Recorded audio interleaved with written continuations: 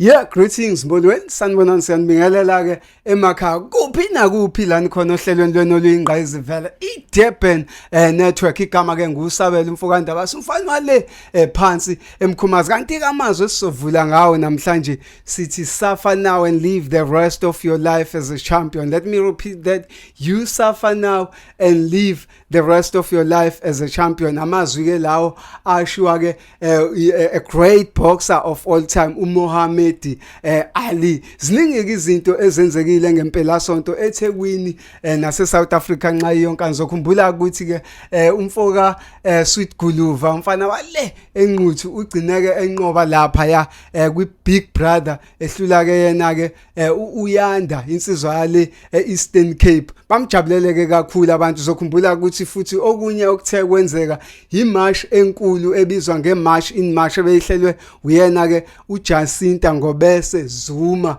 ebekade ke iqondene nokulwisana nesihlava sokugcwala kwabantu abangaphandle abangenalo iphepha elibagunyuzayo. Okunye ke okuvelile uyena kumdidiyeli umfoka Mhlongo uNjomane lapho kade khona ethumela abanye bamabutho ebiza nezinsizwa ukuthi azibheke uMax umfoka Makhanya emva kwamazwi ake wakhuluma ewabhekise endlini enkulu yakwaZulu kakhulukazi kumantombi Dlamini intokazi eyazala yena ke oyisilo njengamanje uMisizulu. Lokho ke nje siyakuhighlightela kona kuyindaba ezithe zadla ubhedu kwimpela sonto. Kanti ke namhlanje e-studio sivakashelwe ke uMatt SA who is a DJ osezakhele nje igama endaweni ezihlukahlukene ehambe eshaya inamba ethulula ngempela mfowethu siyakwamukela e-studio. Dumela hle ngwana madala huka. Hayi no siyaphila mfowethu.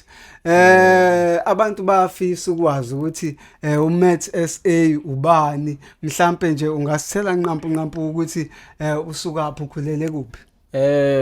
uMatt is originally from Matatiela. Yes. Kulale kuthiwa kwaSibi.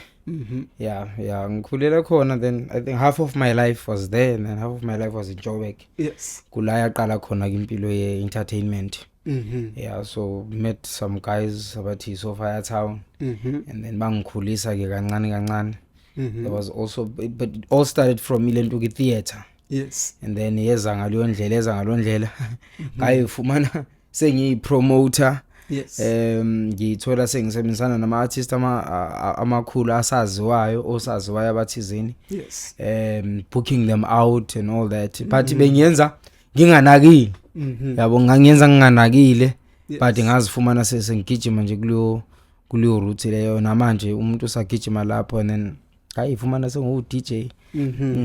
So how would you I guess buyele la back ekukhuleni kwakho mhlawumbe khona amasiko adumile njenganomuntu obuya ngalamasiko kwaluka into enjalo were you involved with those things, the boyhood of the rural areas? Kuyanyanzeleka kimkwina nina kuyanyanzeleka bhuti ngoba le nto ibaleke ngeindlela emangase ukuthi if awuyenzi ihamba ikaffect ekuhambeni kwesikhathi. Sifana nosiko. Usiko olusensitive kakhulu eliphinde liku-affect even ku-environment abantu inokhule nabo. Yes. Ungakwazi ukuhlala nje nabo. Yabo khona ke abangazange baye bayihlalele kokugula. Yes. Mawubuyile ke umuntu onemali, hayi umuntu onemali unamandla kakhulu. Noma ungangayi lapho bhuti uyithola ubizwa ngobhuti ngempela kodwa yabo ubizwa umuntu ongazange ayisebenzela leyo but ke so it's very important. Yes. Ngeke ngabona nabangala kwaZulu bayafika ngalapha ngasekhaya. Oh yeah. Sebaya kuyasijabulisa nako lo. Yeah. So kakhulukazi la uthi ukhulele khona eMatatiele indawo emixile kwaziwa khona ngokuthi athola amahlubi lapha, thola amaXhosa, part of it khona namampondo kunabesuthu. So how was it for you to grow up in a place whereby kumixe abantu abahlukene kodwa futhi kusemakhaya? Matatiyela kula ukwazi ukuthi nje uthole umuntu akumixele ama language awu3 ku sentence eyodwa matatiyela ngele yalo ngana matala bendithi ndiyafika khona ngoku na I didn't find these people and sekuhlangene so sinamahlubi sinamaxhosa sorry so sinamahlubi of which awela anamaxhosa ngithi and then sinabesuthu ngumsuthu omkhulu badabukela isuthu kufishana maso matatiyela sokufishana ngabo nesuthu so nama sengibheka imvelaphi ngithi ngiyabhekisisa kahle bonke basuka kuphi basuka ngaselisuthu bayokwakhe matatiyela la sagcina kahle bafika kanjalo abesuthu lapha basuka ngalo bafo yeah so indawo shem ekumnandi ukuphila phakathi kwa ngoba ngeke nje ningezwani nje understand umuntu wasematatela ngikwazi ukumuzwa mina edlule epark station ehambela ngendlela kakhuluma ukhuluma njengomuntu waseSticksprite ngoba sihlanganisa isisuthu nesihlubi yeah so isixhosa sethu asiqinanga kahle nesisuthu asiqinanga yabo siyahlanganisa nje so it's a very nice place it's diverse kakhulu ayimnandi kakhulu yeah so tell us about theater. You said like you did theater as well, like how was it? And theater mawuyibuka manje nento oyenzayo kukhona la kuhlangana khona yo yazi ngendlela ibhlungu ngakhona ukuyeka into oyithandayo ngenxa yesimo mina ngenxa ukuthi ubone ukuthi ngiyayenza lento but ayingisizi you know it's taking time noma sekukhishwe lezo imali ezikhishwe leso sikhathi ezikhishwe ngazo uyophinda uyibone ngoSeptember zikhishwe ngoMarch or uzibone after 3 years you know so into industry the acting industry it's very hard, it needs patience and idinga ukuthi ube nabantu abakusurroundile mangabe mhlambe for an example you've got a girlfriend or you've got a wife or you've got family or brother and sister fanele kube abantu abanesineke kube abazali abanesineke abazokwazi ukukunyamezela ngoba umzali ubelieve ekutheni ukuthi ingane mayivuka ekseni ihambe emsebenzini ibuye ifake imali you understand not even for yena ke but for wena self. So uyabona the minute umzali ezothi kanti izinto zakho zikwenzela nini imali it's very painful nambe kubhlungu and I'm asking myself ukuthi mhlawumbe ingasounda komunye umuntu or kumuntu obukele mhlawumbe izawusounda a bit rough but I want to be honest. If my mother was still alive ngaba ngikho la ngaba ngihlala ngala bengimthanda inhliziyo yami yonke mama but ngendlela yena beke believe into engakho beke believe ekutheni kufanele ngifunde ngiqede ngivuke ngihambe ngemsebenzini understand lebe ngiyizama ngimtshela ukuthi ngiyayithanda akayingeni because she was not exposed to that ukhulele emakhaya bese wayegula akayazi yonke lonto so but I think baningi abantu abakhula emqondweni wabo benama ambitions athile with different dreams and stuff but uthola ukuthi because of their surroundings because into ezifuna abazali babo uthola ukuthi bona bagcine bengakwazanga ukufika kuma goals zabo bagcine beseva ama interest abazali babo kugcine kuthiwe hamba yobuNES kodwa uthola ukuthi mina I was made to be a soccer player. How would you feeling yakho with regards to that thing? Eventually it will affect you because busy. You are being forced to be a nurse because of imsebenzi ayikho. You are being forced to be a cop because you hamba apply and uligwala ufana nami awukwazi ukubukana nomuntu emihlweni kanje.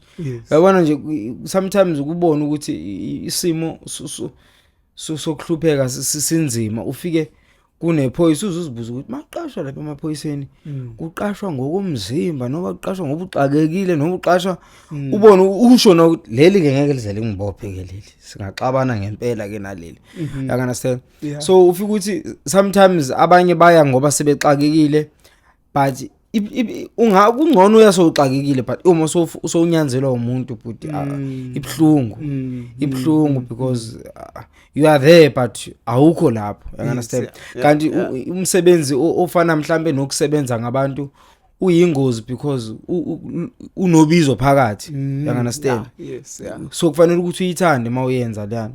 So the minute ungayithandi, it's like you're doing them a favor. Wena pa so reportwa njalo ukuthi hey uyasihlukumeza lo muntu uyasihlukumeza. It's because you don't like it. Yes, yeah. You don't like it. Mina zange ngasebenza. Azange ngasebenza and angiboni ukuthi ngiyoze ngisebenza because angikwazi ukulawula. You understand? Yes, I'm a leader myself. So uma ukhuluma nami ngiexpect ukuthi ukhulume nami ngendlela right. The minute you try to become bossy soba nenkinga bese ngiyaxoshwa ke futhi uyohlezi ngixoshwa mina. Hayi ngi right la ngikhona. Yabona. First take us through I journey yakho ushintsha cause you say like at some point like you find yourself like being a promoter and siyazi ukuthi ukuba ipromoter kusuke sekukusondeza vele kubantu kakhulu asuke sebenegama ngaleso sikhathi for which ugcine so suka on being a promoter to a DJ. Ukuba promoter kwakusondeza kangakanani ekutheni uzube ne-idea ukuthi now I can be a DJ and make my name. Kunento abantu abangayinaki ku-industry, you understand? Kunabantu who just wake up in the morning and say I'm a DJ, you know, and then angabuki ukuthi kuze ngifikelele la kufikelele khona abanye kufanele ukuthi ngisebenzise ngifikelele kanjani. You understand? So kumele ubheke i-tools elikusebenzelayo usebenzise kwasani ekusebenzelayo. You understand? For an example, there's a lot of producers. I'm not a producer. Of which eyona nye into ekwazi ukuthi kufaka uvelele being a producer. Yes. Yeah. Or ube nengoma ethizeni ehambayo uthi uhamba ubu promoter yona. It works for one. But at the same time I don't do that. Yini ngisebenzelayo. Mina ngisebenza nama artists amaningi. I get them jobs amachita. Refer them bahambe bathole imisebenzi babuye babe grand. Some of them I've never even met them. But client mingifonela ngifuna umuntu ngiyakwazi ukuyitholela ihambe yosebenza, and at the same time it works for my profile. At the same time ngiyakhula leso sikhathi because definitely sometimes when a client is booking me obviously or ibooka lo muntu nami uzongifuna, I will definitely be there. Yes, you know, angaka reach that level ukuthi ngavele ngifonele nje ukuthi hey siyakucela, you understand? So you have to use every platform oyifumanayo ukufikelela la ufuna ukufika khona. Mawubona ukuthi kunembopho ngena but mawubona ngathi khona imbopho ngena but. So being a promoter mina it's really working for me. Iyakwazi ukukhulisa igama ngaleyo ndlela ekhulisa ngalo. Yeah, but dingeka a lot of discipline again. Ukusebenzisana nabantu ungabamosha abantu because ubamosha abantu then uzoba nenkinga.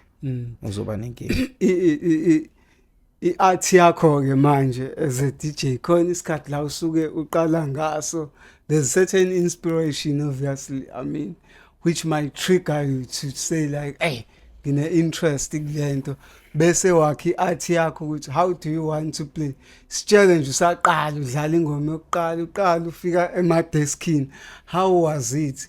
Kwakuthatha nesikhathi esingakanani ukuthi uzukwazi ukuhlanganisa ingoma ukwazi ukukeep i-mix that I mean a listener could understand? Hey, it's funny how I started. Ngikhumbula kahle I had to ngavele nga decide, you know what, let me just buy sound. Ngikwazi ukuthi ngiqashise ngesound ekhaya. So ngayithenga ke sound. Yafumaneka, ngikhumbula kahle ngayithenga eGoli eJimmiston. My first sound I bought it at Cash Crusaders. And then ngayixhunyelwa mfowethu ngabuya nayo.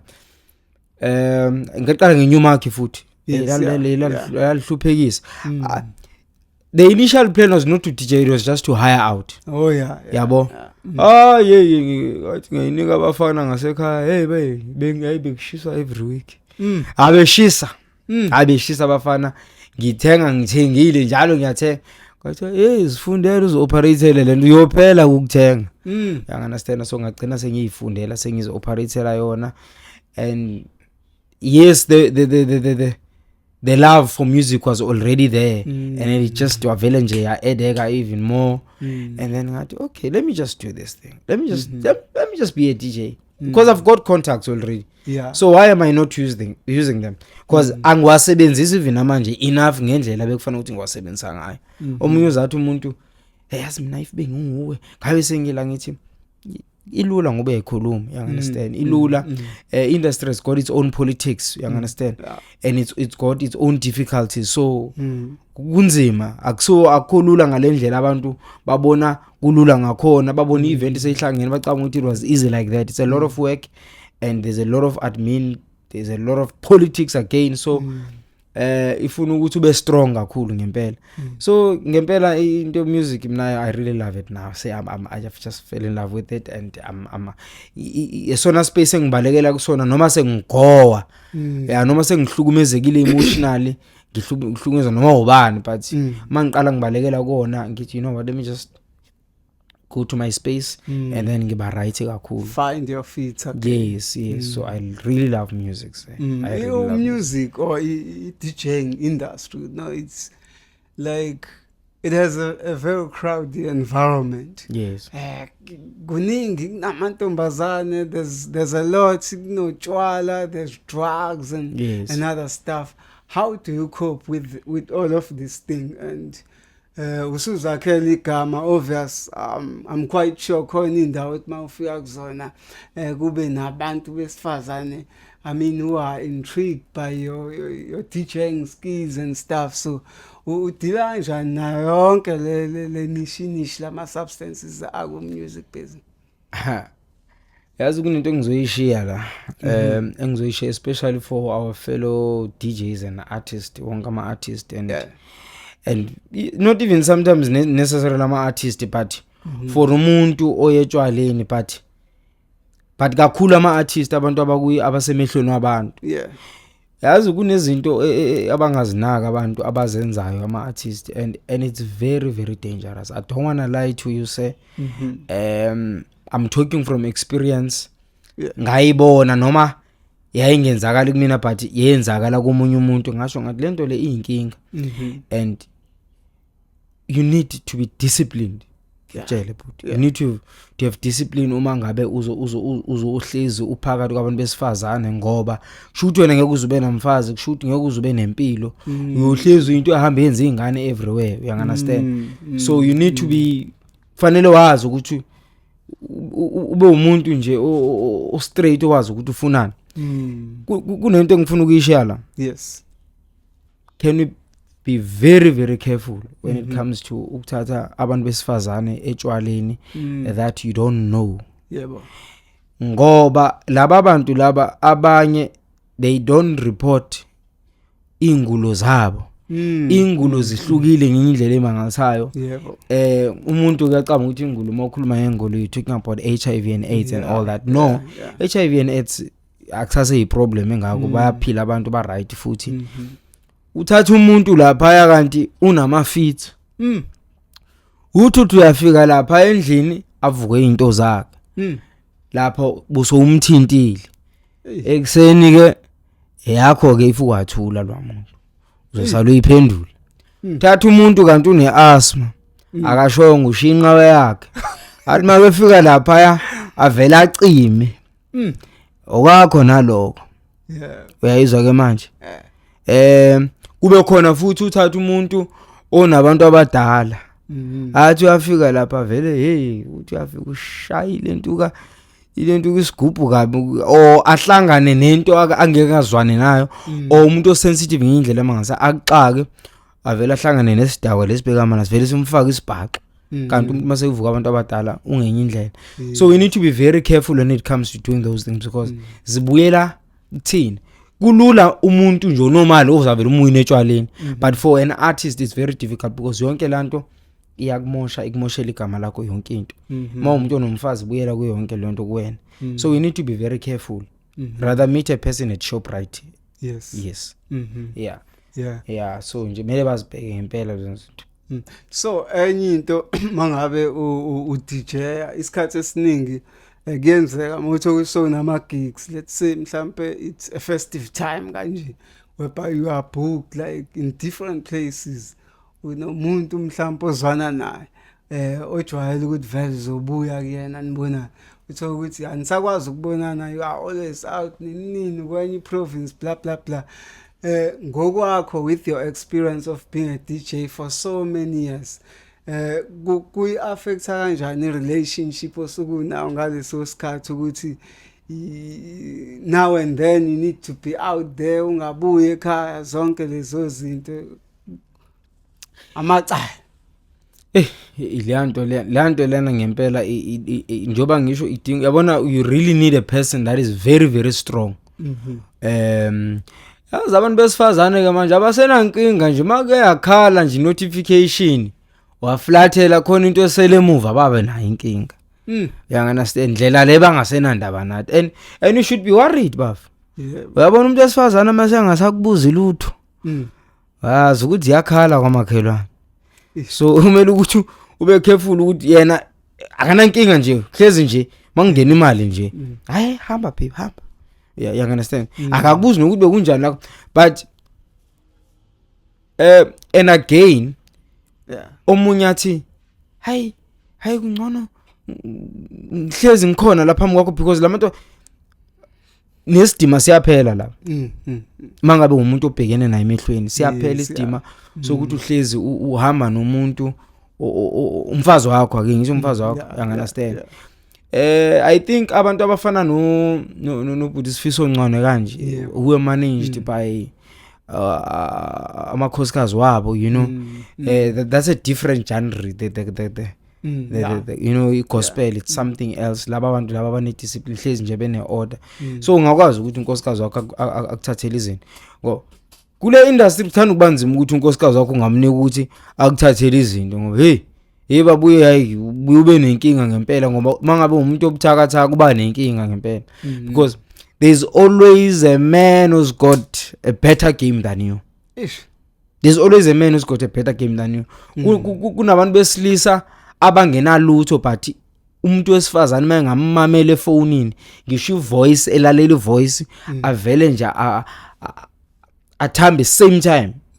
Uyithola ulahlekelwa umuntu uthi uya kwigigi kanti sohambisa umfazi wakhe emntwini.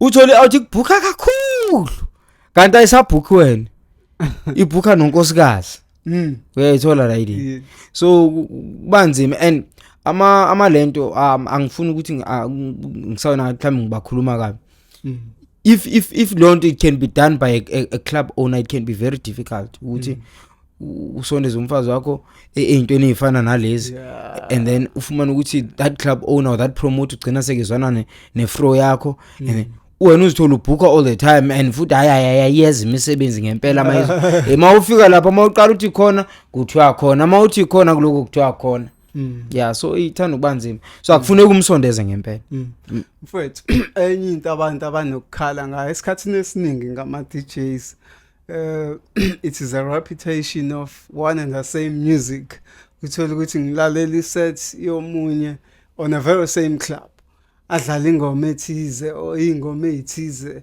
you know popular songs then olandelayo still play the very same music and stuff. How do you cope around?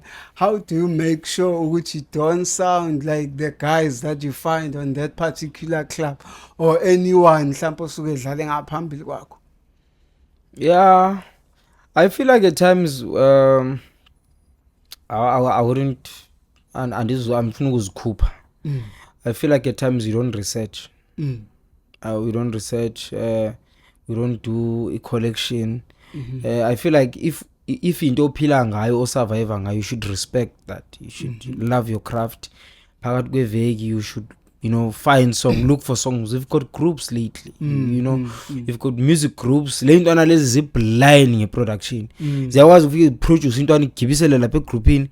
Uthatha ingoma and you don't even know that song and then uyidlala ngeweekend but bazama ukusebenzisa lama app wabo ufika indoda igudle kanje emva kwespeaker izama ukuthola le ngoma ifumaneke. It's so nice because they come back to and say yo the music that this guy gave us was you understand.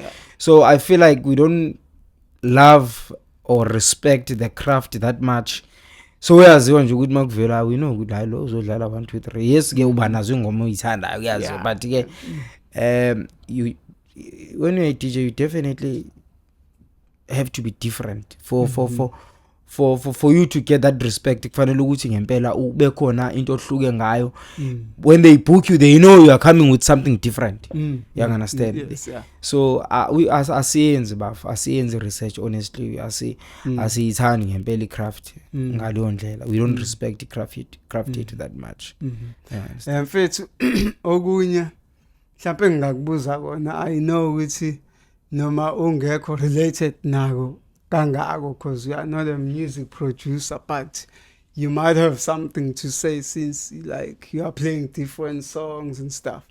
Music has changed kakhulu mhlawumbe if we may be based more on house music. So phambilini bekune deep house, you know. Kwaba ne afro house yama vocals. Then yamba yanyamalala. Then kwaba negqomu, kwakune kwaito and stuff. And now like we are jamming with amapiano yabo. There's like that spot esithathwa amapiano from all of the music genres that I've mentioned, even though now esase within house music. Ukubuka kwakho ngabe kufanele ngempela ukuthi kube nomculo owodwa osubuphethe industry ngoba kubuye ngathi kwesinye isikhathi there's even clubs uthola ukuthi once wadlala omunye music ngathi manje so yaba twister they still want amapiano and stuff. So what is your take on that? Recently kunendawo bengikuyona mfowethu yabona nje lapha bas ama genre awu2 ipiano ne hip hop. Yes, you understand. Then these other genres akudlali old school wena ubona ukuthi abazokubuka emehlweni wena, you understand. So mfethu imagine mfethu phela old school mfethu thina sinothando olungako for yona but sekufanele ngokubheka ukuthi okay mangeso wethu mangifika elentukeni ngiyazi ukuthi mhlawumbe ngenze example mhlawumbe uyazi ukuthi makube njalo khona ama sister you know ukuthi pana then for that music you can but lapha yana ay but you know I don't know how we're gonna fix that but sekumoshakele but sekumoshakele ipiano it's dominating nami ngaqala ngagoloza but angagcina sengibona ukuthi you know what there's nothing we can do. But there is definitely clubs today is maintaining the that level ukuthi thina strictly deep house, you know. Yes, they do accommodate ama clients wabo ekuhambeni kwesikhathi ngalo piano lelo, you understand, but there is those songs that you can never play there, you know. So I think igcina sekuba ne division in a way. Yes, divide that as DJs. For an example, eGoli you ubuke kufani mongodlala igqomo. Ubuke kanje and then you understand. Ngathi udidekile you can do that mhlambe endaweni ezithile ulidlale base bedakiwe abantu mase bedakiwe ngempela but ukuphi la ukhona. So igqomo ethe elentukeni eGoli nje but ayi doesn't work. It doesn't work, my brother. In piano lalo, it's got deep house sessions wayo neindawo zakhona, and then kuneindawo. There is also places for jazz sessions. So, but what I'm trying to say, asakwazi ukuhlangana endaweni eyodwa and we say we're gonna be able to play all these genres. Bakhona bonke abantu. There's always a certain group. Khona ama2K kuphela. Asukwazi ukuyidlala le. Mase idlala le. Abasaye lapha ngoba hayi siyabhora so into music it's very difficult. It's very difficult and awusadlalwa ngempela it's slowly going down. We're losing ama hits wethu the legends they are there, they are not even getting booked because of umculo abawudlalayo or abaza bazoperform. They are considered to be outdated. They are considered to be outdated. Atomunye Tino Professor just because akadlala ipiano we want him because the songs zine memories. Yes, yeah. You understand? Yeah. So even when you're running a festival, you need to try and uhlanganisa ukuthi ujabule wonke umuntu. Ama 2K maqale ngeno professor ayihlalela phansi. Do you know how bad it feels ukuthi uthi use stage abantu behleli phansi? Ibhlungu leyo nto. I think that's the division you're talking about. Yeah, it's very difficult. So that division is killing us. Okay, my producer, is there anything you'd love to ask from SSA? Yeah, DJ Matt. Yes. Mhlawumbe mfowethu ngeke ngibuze nje okuningi kodwa having been to eGoli la khona esazi ukuthi it's a hub of music kunawo wonke ama producers nama musicians like ama singers enza music ohlukene. Have you at some stage consider ukuthi mhlambe ngelinye ilanga ube nengoma yakho under wena mhlambe ungabe usebenze nayo nabanye or uyithengile mhlambe from a certain producer? Ngoba I recently signed a contract with a company engizoba under yona, so it will be just taking care of everything, yeah. So definitely lanto bese ikhuluma eqaleni ukuthi it's quite hard for you to even push the brand without anything that you are busy working on. Definitely this year there's something that is gonna come out probably around August. I'm gonna work on something, so ngiyathemba ukuthi bazoyijabulela into engizovela nayo. So I'll be very busy this year. I'll be very busy kakhulu eGoli, and then I also have a few gigs coming Lesotho, and then yeah. So there's quite a few around the country, but kakhulu ngizoba busy kakhulu eGoli. So there's definitely something coming around August. Yes. Yes. Mhlawumbe sesibheka kakhulu ngebrand yakho naloko sokusebenzelile over isikhathi lesi ku music industry. Sizwile ukuthi moqala ke wakhuluma nango acting nangama theater kanjalo. Yes. Mhlawumbe manje focus yakho say more into music to a point ukuthi awusacabanga ukuthi ungabuye ngelinye ilanga sikubone mhlawumbe ema theater. Angiboni idinga isikhathi kakhulu umuntu sekezicommit entweni eziningi kakhulu. So it really needs time, you know, because I might go back there ngifike mhlambe power say different ke manje ayisafana naqala sesazi abantu kakhulu manje. I think the only thing that I can do right now it's TV. Yeah. I can definitely invest my time on TV. Mhlawumbe simbuzo okugcina, you come from eMatatiela. Tell us about eMatatiela mhlawumbe njenga neTheku neJoburg. Bakwazi ukukhanda iartist libe likhulu lapho nizigcine selikhulu nakwamanye ama provinces or kwamanye ama cities rather.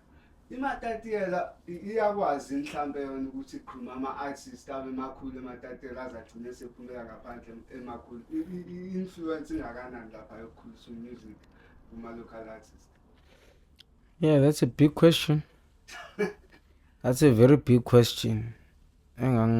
Engangileqisana ngesibhacu ngayithola ngene emasemini ulombuzo ongibuza wona. It's also very painful at the same time.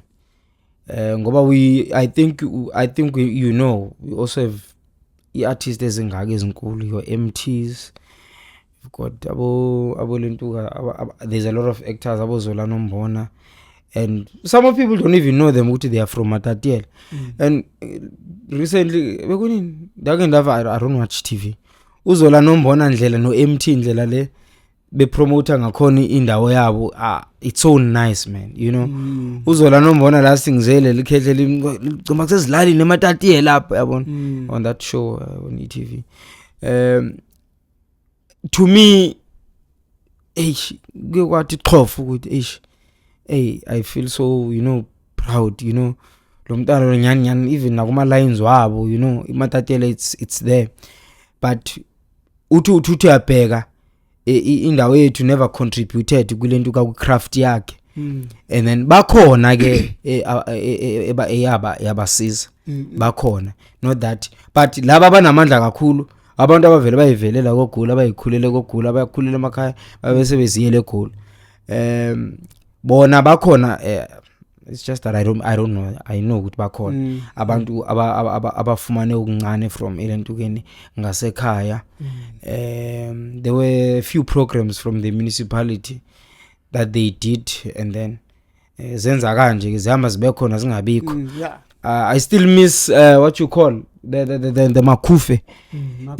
Imakhufe, I wish angangamboni masipala mina owenza leyanto. Yeah, umakhufe would promote ama artists abo ngenye indlela emangalisayo and even pay them. You understand?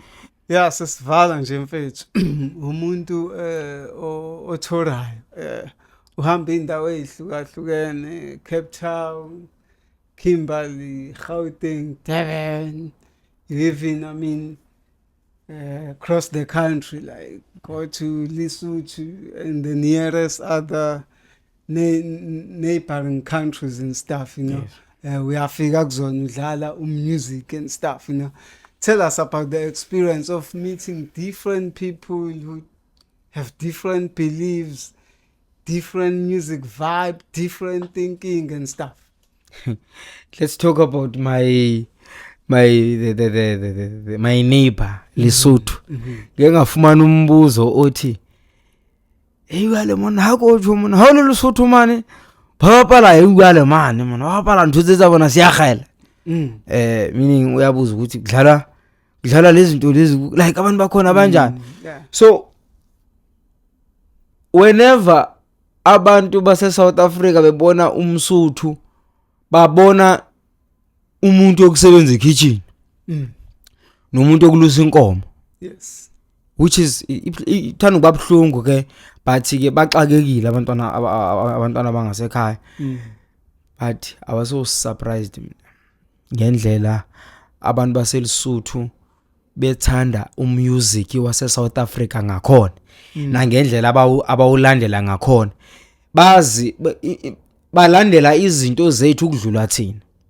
At 6 o'clock umuntu waseLesotho sekehlela ulinde ischeme sami ngenze example, and they love amalento ama soapies wethu. Yeah, more than you understand, because some of them they can't access 161 and all that. So bathanda umculo wethu ngenye indlela emangathi understand music, and it was shocking. They even listen to deep house ngenye indlela emangalisayo Lesotho. You understand, but they love deep house and they understand deep house. Ngadlala ingoma ye First Commandment. Yes, Mgiftana no Oskido. But those people are so happy, they know the song. The response was man. You understand? So uzbuza ukuthi okay.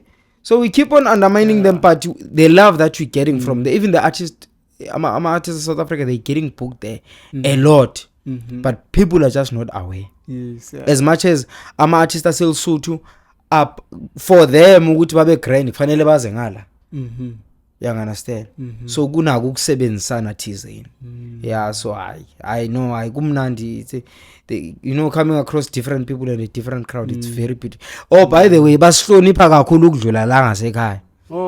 Ngawe uzithola uDrake mawufika lapha. Uzithola uDrake mdala. Yeah, it's so nice, you know. Yeah.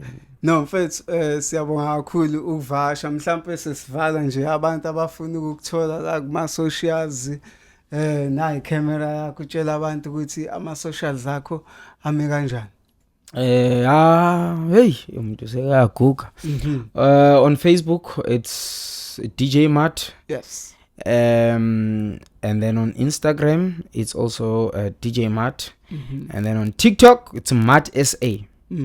Yes. and then yeah, I wouldn't share my number yongixabanisa. Yongixabanisa.